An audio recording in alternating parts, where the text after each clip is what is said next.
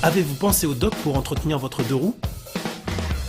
Dock Biker, centre d'entretien moto et scooter, vous reçoit sans rendez-vous. Dockbiker.com. Aujourd'hui, nous allons essayer le nouveau MP3 500 que nous allons comparer au Peugeot Metropolis 400, son challenge. Bon, alors moi, je prends le MP3. Je suis deux maintenant. Bah attends-moi. Équipement.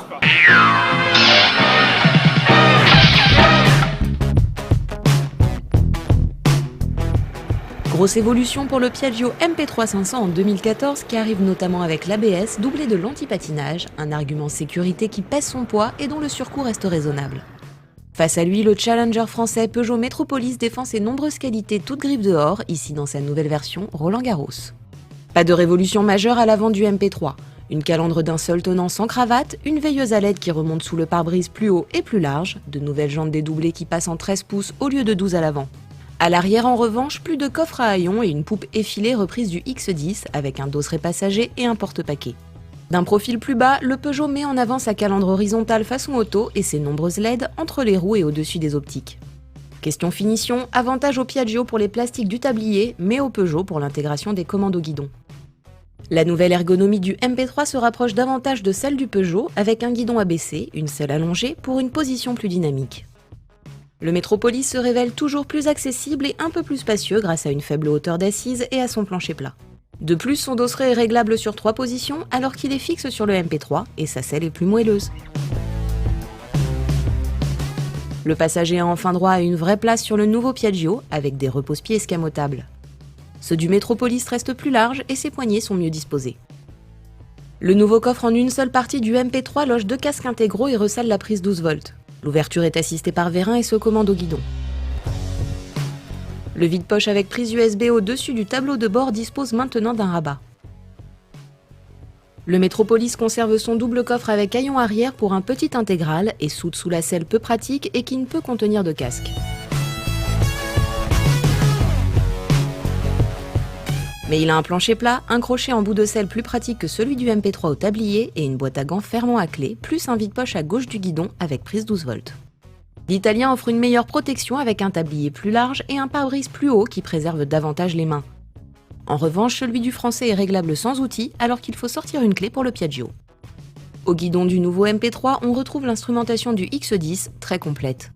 Un bouton permet de déconnecter l'anti-patinage actif par défaut. Presque pareil sur le Peugeot avec un style en retrait, un seul trip partiel, mais l'affichage de la pression des pneus et même un témoin d'alerte gel avec la température extérieure.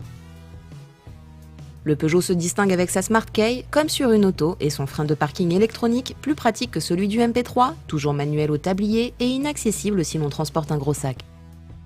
Le blocage de la suspension, qui permet de ne pas poser les pieds au sol à l'arrêt, s'effectue à main droite sur l'un comme sur l'autre, celui du Piaggio se montrant un peu plus réactif. Le monocylindre 493 cm3 du Piaggio conserve ses valeurs de puissance et de couple de 29,5 kW à 7250 tours-minute et 46,5 Nm à 5250 tours-minute, mais évolue pour plus d'onctuosité, de silence de fonctionnement et moins de vibrations.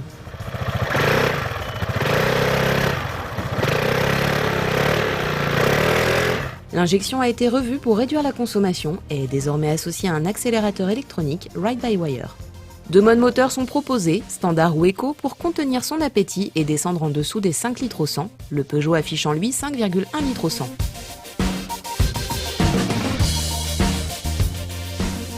Le mono 399 cm3 du Français affiche presque les mêmes valeurs, 27,4 kW à 7000 tours-minute et 38 Nm à 5250 tours-minute. Il est plus bruyant mais aussi un peu plus nerveux à bas et mi-régime et prend les devants jusqu'à 100 km/h.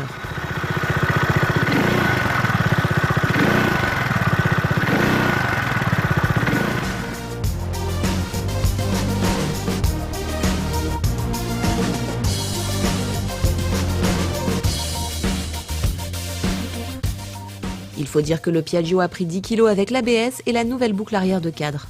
À plus haut régime, le MP3 reprend l'avantage et affiche une vitesse maxi supérieure de 160 km/h au lieu de 150 pour le Peugeot. L'adoption de jantes de 13 pouces à l'avant offre au MP3 un bonus en termes de tenue de route plus précise, de stabilité et de confort sans pénaliser la maniabilité.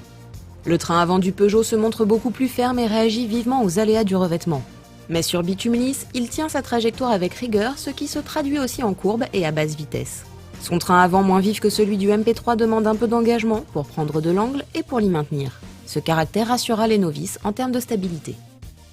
Le nouveau MP3 500 reçoit donc l'ABS à 3 canaux et doublé d'un antipatinage. Difficile à déclencher à l'avant, il n'est pas trop intrusif à l'arrière et peu sensible dans les leviers où le feeling du freinage est ferme. En revanche, la puissance est là.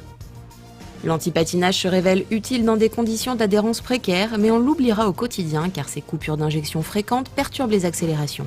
Le Peugeot ne peut en dire autant mais dispose d'un efficace freinage couplé au levier gauche en plus de la pédale, obligatoire pour l'homologation L5E.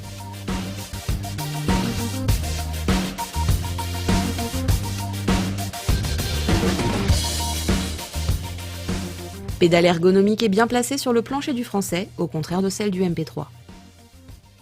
2-3 roues, de caractère bien particulier. Un Métropolis plus accessible, aux détails pratiques bien sentis et au moteur nerveux qui excelle en ville. Un MP3 un peu plus cher, plus technologique, avec l'ABS, au comportement plus vif et au moteur plus onctueux. Mais seulement 700 € d'écart. Alors maintenant, à vous de faire votre choix.